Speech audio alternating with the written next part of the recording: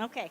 Alicia Carr is up next. She's a self-taught developer and CEO founder of Purple Evolution, Inc., an app established to empower women experiencing domestic violence with the tools required to develop a safe and secure exit plan. Her personal STEM success story has led her to be an invited guest at Apple's WWDC, as well as being included in campaigns by both Apple and GitHub. So we talked to two of her friends, and here's what they had to say. First, Shanetta Funderburg.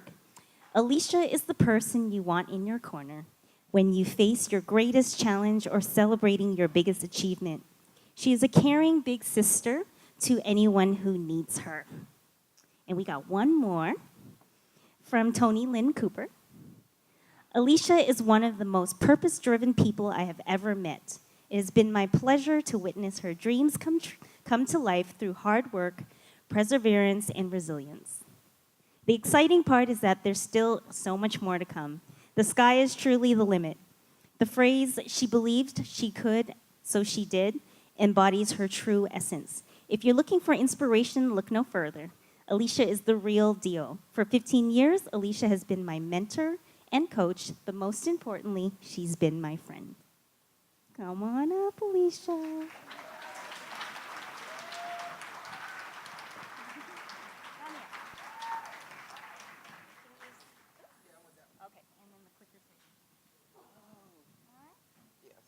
Where's the clicker? All right. Which one? Bye. All right. You ready to rock? Ready? Hold on. Ready to rock? Yeah, I'm ready, baby.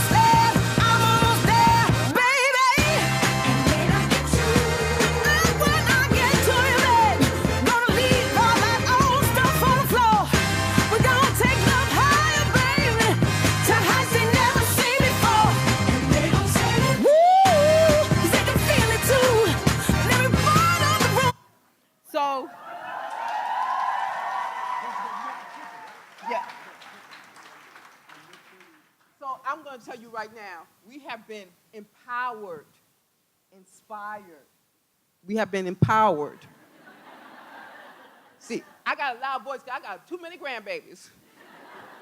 We have been empowered, inspired, and motivated by women in technology. This is amazing, and I need for you to applaud these women for speaking and telling their story right now. They are amazing. We have to also thank the International Women's Day Toronto for doing this event consistently, and they are men who are our allies, and they are empowering me to go back and try to find some men to kind of do this for us in the United States, you know.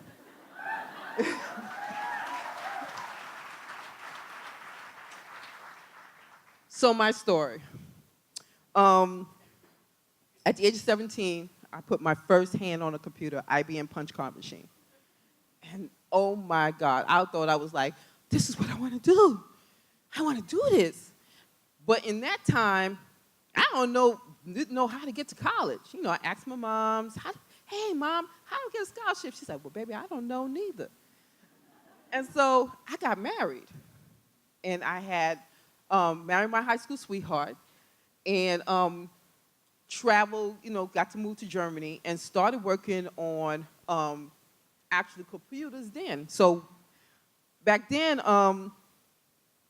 when we moved to Germany, I taught myself how to knit, crochet, and I learned that I could read a book and I could do something with it. My mother taught me how to sew. So I was able to, I was a giraffe.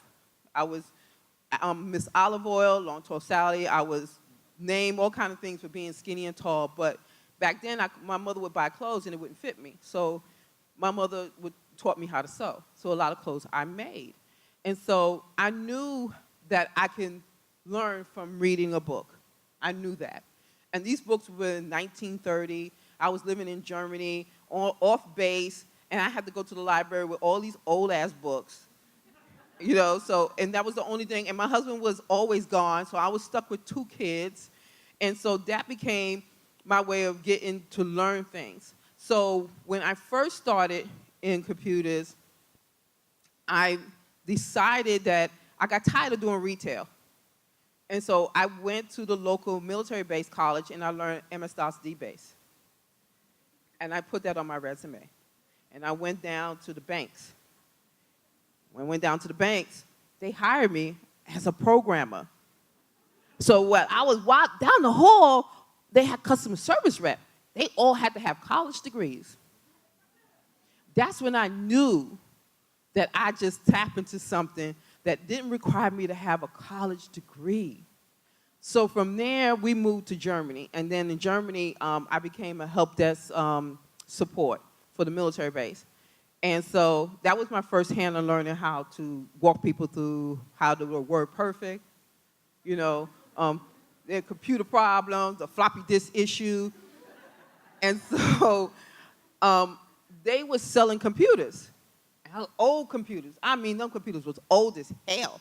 And I would buy the computers, and I was like, okay, I'm going to fix these computers. So I got like 4 computers, and make sure they were the same. So I took one part out of this one, put it in that one, and then take that, put it in this one. And I ended up having 3 computers with floppy drives in my house. And so from there, we came back to the States. We came back to the United States. My husband got out of the military. He didn't want to do it no more because they kept sending him to these countries that he felt was just not right. And so while we moved, what happened was, so we had to find a place to live when we got out of Germany. So we was going to fly to Delaware and then drive down from Delaware to North Carolina, then from North Carolina to look for a house from North Carolina to Atlanta. Damn plane land in Atlanta. It was no way of getting out of that. So we landed up buying a house in Atlanta, and I felt bad for North Carolina. We just didn't give them no opportunity. So we land up being in Atlanta. I started small business that helped small entrepreneurs with computer support, teaching them how to use a computer, letting them know computer software and anything that can make their business more efficient, more easier to do a lot of things like invoicing, doing email, like you said, AOL with the internet and stuff like that.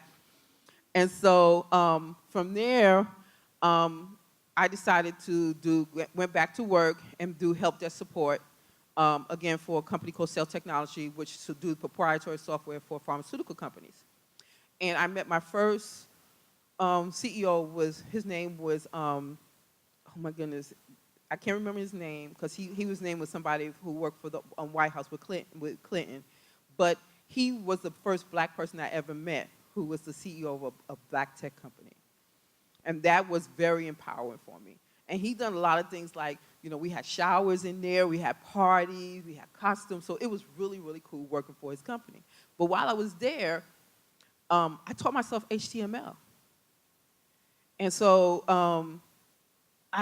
HTML over Dummy was like the coolest thing to have. I mean, so I built this website, and it was called African American Literary Forum. And I built a website to find books for my daughter. When my daughter kept asking me, I want books that look like me. I want to read books about girls that are like me. And I was like, well, babe, I really don't know of any. So what I did is I went on Amazon, started searching, and that was ooh, Lord Almighty. Don't talk about Amazon back in the day because their search engines still don't work right now. And so I would search it out myself, then link the page to the African American Literary Forum. And that's the only way I was able to, because I was like, okay, I can't buy every book, so I would later on buy a book here and there for her because it was already linked to my page. Well, people started finding the page. black authors who had black books started finding my page. And they was like, well, can you link my book to your page? So I was like, sure. And in return, they sent me free books. And it was so cool. The page got so popular, I needed help. Because I was working a full-time job and then trying to find, now code don't take but, 10 minutes. And HTML back in the day, you had a lot of code to put in. And so I asked my family, my 3 kids and my husband, I said, hey, would you help me with the website? And they're like, nah, well, we can't help you with that. So I I had to let the website go. But in the meantime, I also learned SQL, Oracle, and continue. And then, I left that company and worked for for an environmental company, and that's with Tony Cooper, and she was the one like, Alicia, you know these folks don't know shit about no damn computers. So can you whatever I need for you to do, can you do it for me? I was like, yeah, sure, I'll do that. And so I ended up helping her out as being the lead for their company for computers because the actual office was located in Minnesota. So that was a home office. So they had like a lot of satellite offices. And so I did that for 12 years. I really didn't care about, I didn't want to do it no more. I guess I got bored with it or something like that. And so 2011, wrong way. 2011, I was standing online in the Apple store, and I was getting my 2nd generation iPad. And you know how that is. Everybody standing online, everybody, yeah, you get Apple, yeah, you get Apple. Yeah, you get Apple. And so we were standing online, and this 16-year-old boy was in front of me. I was like, so what you doing here? I just being nosy, And he said, I'm buying me an iPad. I said, which one you getting? I'm getting the big one. I said, you getting the $800 one? He said, yeah. I said, well, how you get $800? He said, well, I said, did you wash some cars? Mow some lawns? He said, no, I build an app. For real? I said, so did you go to Harvard?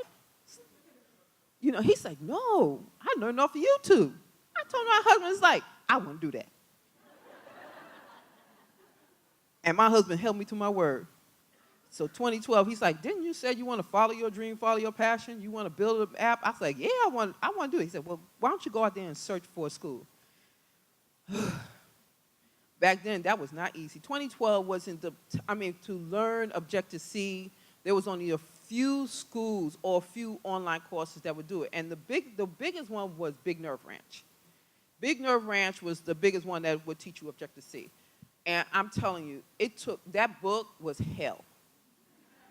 It took me 1.5 years to figure that shit out. But I couldn't figure it out. And in 2013, BitFountain, and you can find them, they're still in business. BitFountain put out a boot camp. You won't believe this shit. It was $100 for a boot camp, a 3-month boot camp. And I was like, back then it was like, oh yeah, I thought that was a lot of money. But now I'm like, oh, no, it's not.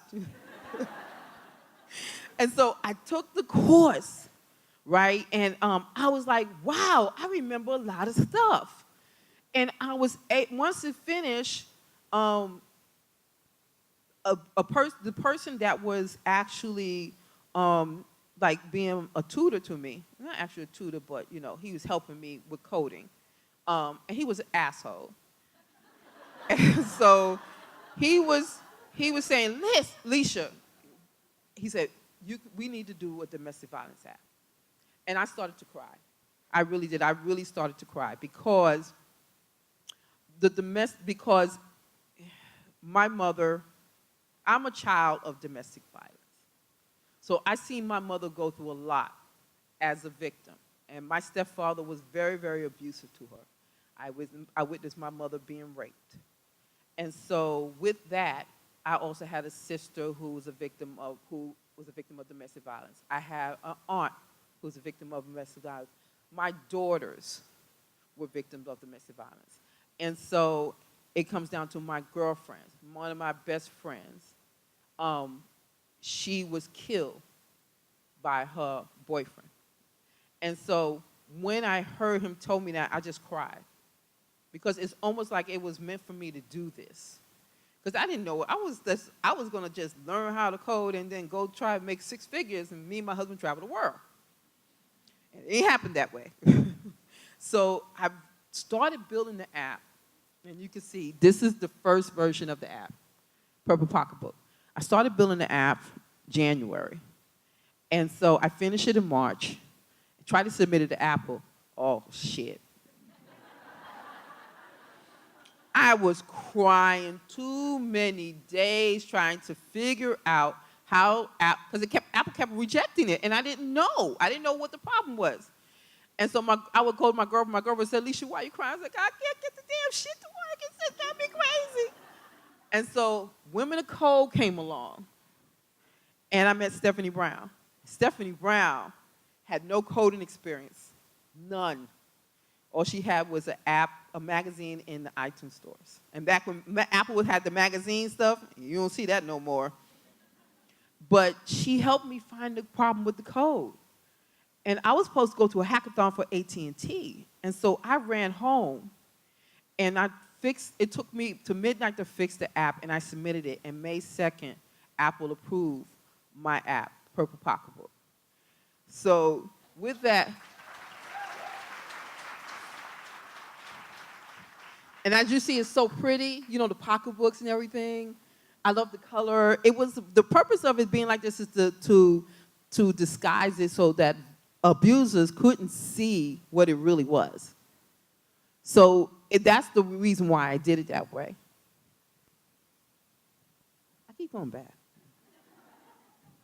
So this is the new version of the app. It's called PEVO. Now, the reason I had to change the name, because I had got an email from Allstate Purple Purse saying that I was infringing on their name.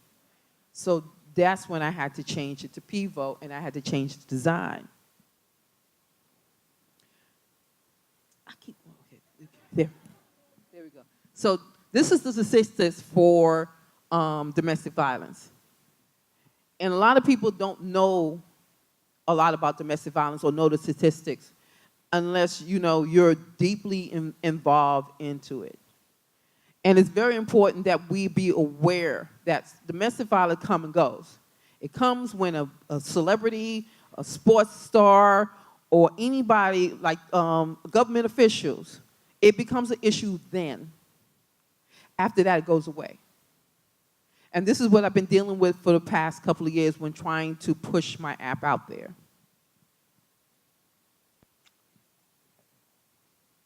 So, as you can see, Women of Code helped me get the app out. The second thing is I started a course called Women iOS Developers Group to get women involved with being iOS developers. It's hard to be an iOS developer. Back then, Objective-C wasn't that easy. It wasn't it takes a lot of time, and you have to be patient, and you have to be just into it to get right through it. So when I created the class, Women of Code reached out to me and asked me, do I want to go to WWDC 15? I was like, hell yeah, I want to go. Ain't nobody that stupid. Nobody going to say no. So we did the process. We went back and forth with Apple, and they finally said, yeah, you're going. And I was like, yay! I was so happy. And then my husband's like, yay, I'm going too. I was like, but you ain't got a ticket. And so he still went, and Apple still let him come to some of the events, which was really nice. But before I got there, I did this. One of my mentors, Daryl, told me, well, I said, Daryl, I'm going to WWDC. I was like, he's like, so what you going to do? I was like, I'm going to dress cute. He said, Alicia, they don't care about being cute. They're men in tech. I was like, I got you. He said, get a T-shirt, and that's what I did. I got a T-shirt that said, ask me about the Purple Pocketbook, and I thank Women of Code for getting me a scholarship to the WWDC 2015. And so I took a picture of it, just that picture right there, and I sent it to everybody. Apple, my girlfriends, even Women of Code. I was just so ecstatic. Apple reached out to me while I was there. My husband was there. I was in an actual, how would you say, in a session. And he told them my story, and they said, well, we would love for you to be on the line for the keynote, and we're going to, you know how they do live pictures, and they wanted to take a live picture of me at the event. So let me see, let me make it the right turn. Yeah, I did it right. And this is what happened on 2015. I stand online, and they acknowledged me. And look, they gave my name. Nobody else got their name on it. I was like, yeah. So it was so cool because I was the only one with the name and the age and no acknowledging me as a woman. They acknowledged me as a woman developer.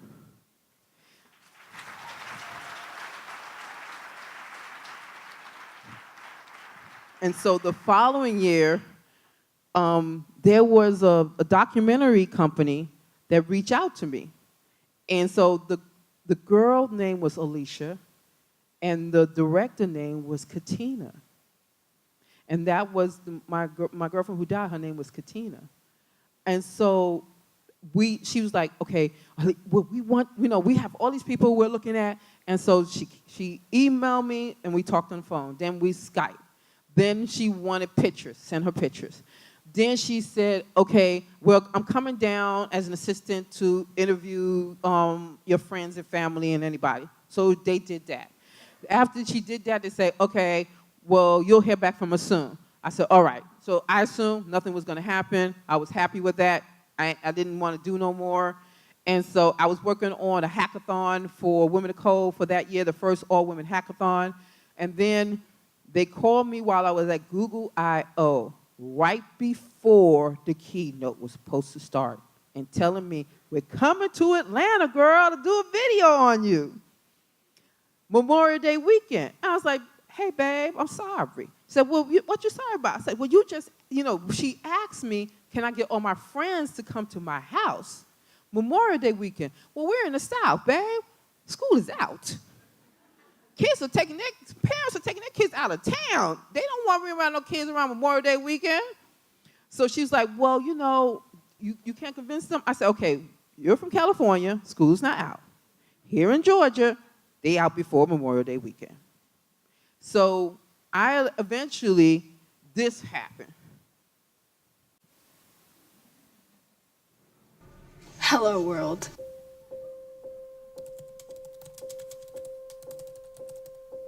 So this is the first computer that I coded on. In the beginning, my biggest challenge was not having access to a computer. The first line of code I wrote was a bouncing ball. It would bounce around the screen, hit the edges, and then come back again. I think the first one was like a to-do list. It was a to-do list. I remember the first time I did it when it worked, and it was like magical. I can do anything with code. Anything I can think about, I can do it. In Beirut, we experience power outages every day. So let me see if I can just do a simple algorithm that can provide the electricity cutoff time. It shouldn't cost life to give life. What if we compress all these health guidelines into small movies? I am one person that saw a problem and created a solution to stop or assist a woman in domestic violence. What we wanted, what we needed, didn't exist. So at some point, you just say, okay, well, let's do it ourselves. Let's make an app. Well, when I first start an app, I have to have a plan. We start with that little glimmer, that seed of a new, fresh idea. There's this fear of code, like it's so hard or it's inaccessible, but actually it's not. Someone who doesn't even know code at all, if they really studied some simple Swift code, they would probably be able to understand it. Anything's possible, and it all comes from that first step. Launching the app was a big moment, actually. I told everyone about it. I'm like, download my app, it's on the App Store. I was dancing. I called all my girlfriends that I cried to. It's such a crazy feeling because it's so many emotions, so many wishes, so many dreams. I always tell my students, do you have Beirut electricity? My son made it, he built it. And the girls, is he single? By the end of 2016, 1 million women will have a safe birth due to the Safe Delivery app. If people come together in public spaces, it creates a kind of happiness and it creates a kind of like healing effect for the soul. Don't touch my code! Dear Kira, young people like you are tomorrow's leaders. You inspire me and give me tremendous hope for the future. Michelle and I wish you all the best. Sincerely, Barack Obama. These tools are something that we desperately need when trying to change the world. I think the more people who can learn to code, learn to build apps, the more problems can be solved. I feel like I'm creating stuff that can actually change the way people live, which is super awesome. I want to be this amazing coder, this off-the-chain senior developer where everybody comes to me and it's like, can you fix this? And I'm like, yeah. I'm like, and I go in there, I'll just type up the code and blah, blah, blah, damn. And like, wow, you can do this, yay!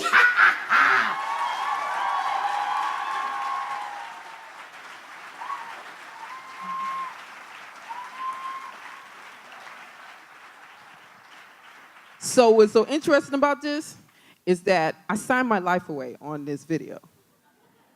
And so when they emailed me and said, well, they called me up and said, Alicia, we need your approval. I'm like, what the hell? I signed everything over to you.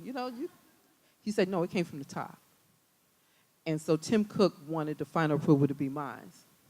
And so when I seen it, I cried, and then I laughed. And so from there, they all know. So when they did the keynote, they had to do it straight through. When I came last year, I went to WWDC, and they were like, Alicia, we know who you are. That laugh was everything, a part of our presentation. And so last year, I did a conference for O'Reilly. And O'Reilly has this big conference. They always have several big conferences there. And just so happened, GitHub was there. And one of the people saw my presentation, and it's like, we would love to do a video documentary on you. It's called I Am a Developer. And I was like, well, cool, yeah, definitely. So July, they came by, and we did this video. My name is Alicia Vicky Carr, and I am 54 years old. I have 3 grown children, and then I have 8 grandbabies. And me and my husband been married 36 years. My granddaughter, she turns 13 this year. Daya didn't know what I do. So there was one day she just happened to say, Grandma, you know nothing about tech. And I was like, excuse me? Did you say I don't know nothing about tech? Google Grandma name. Google Grandma name, and when you finish Google Grandma name, call me back. About 2 hours later, she called me back and said, Grandma, I'm sorry, I didn't know that you knew all this stuff.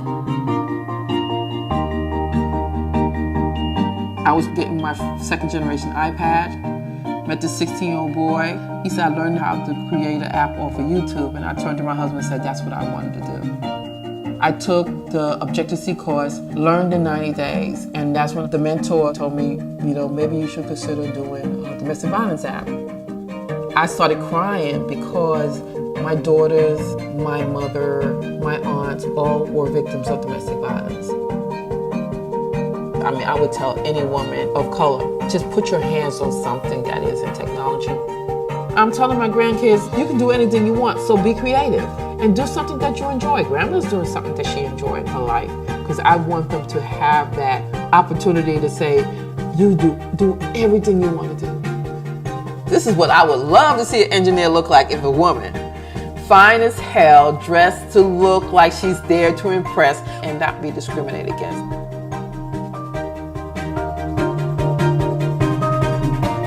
I am Alicia Carr. I am a grandmother, a mentor, a nerd, an activist. I am a developer.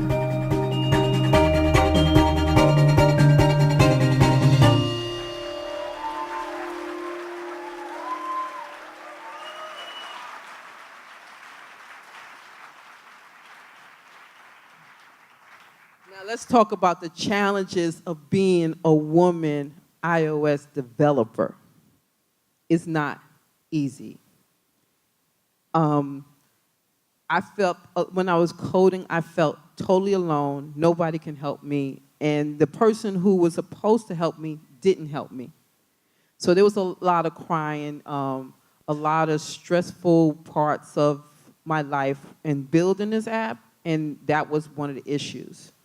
And being a coder is like for a woman, is like, can you find somebody who can relate to you, that can understand what you're going through, that can help you? You know, so in Women of Code in Atlanta, I was like the only woman iOS developer. So there was not another woman I can go to. And the men weren't very sympathetic at that time. And so, and then being a child of domestic violence, understanding that when I was building this app, I had to be the victim and the abuser because I seen it. You know, so I had to, when I was building it, that's what I focused on to make it more useful for victims, put it in their hands. And knowing that my family and friends were all victims of domestic violence, like I said. Being a woman of color at 54. Being questioned of your ability. Being questioned about how you build the app. Asking questions, you know, localization. And I haven't done it in a year, and it's already in the app. And you're asking me this, and I'm like, dude, you know, it's been a year. You expect me to remember how localization worked? I said, well, I can read it to you. You want me to read it to you? You know, and it's the challenge of being a black woman, you know, and then being 54, you know, and feeling that, I mean, everything I try to do, every job I try to apply, and it's, you know, it's like you know, they see this older woman, you know what I'm saying? So it hurt a lot. And I'm the strong woman, but you don't see that. You know, as women, we are so strong. But we just have, there's that part that you just don't see. And so making PEVO, the next thing was making PEVO national. I'm getting calls from North Carolina, Tennessee, California, Canada, Australia, India.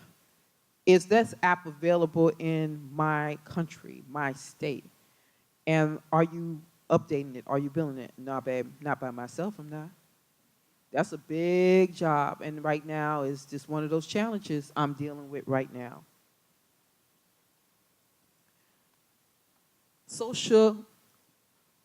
Being a social entrepreneur and making an impact. I realize I am making a serious, incredible impact in technology.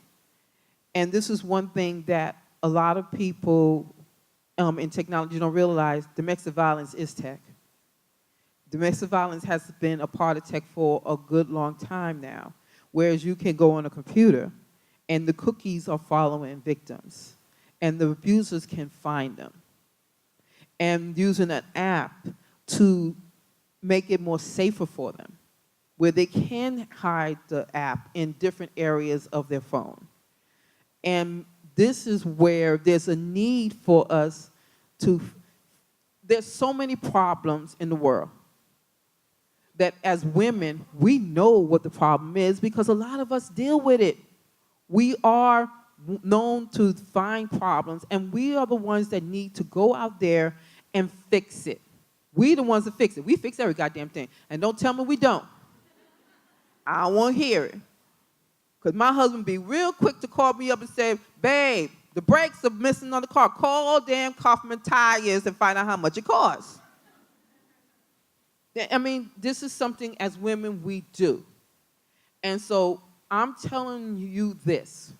You see a problem, even if you can't fix it, there's people who are already out there who are working on the same problem that you can give back to and try to help them do it.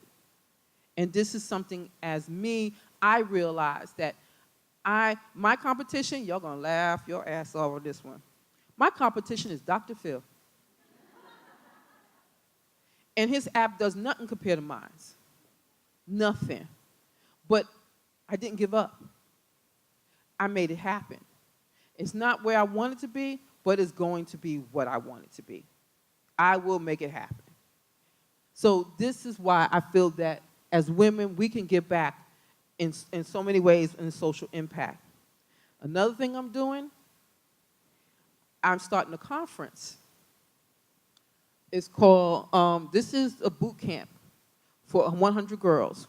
So what happened is while I'm speaking all over the world, I'm meeting these youngins, and I'm thinking I'm not important. And they're coming to me and it's like, oh my God, you created an app. You told how to do this. And I'm like, yeah, okay. And they're inspired by me. They're empowered by me.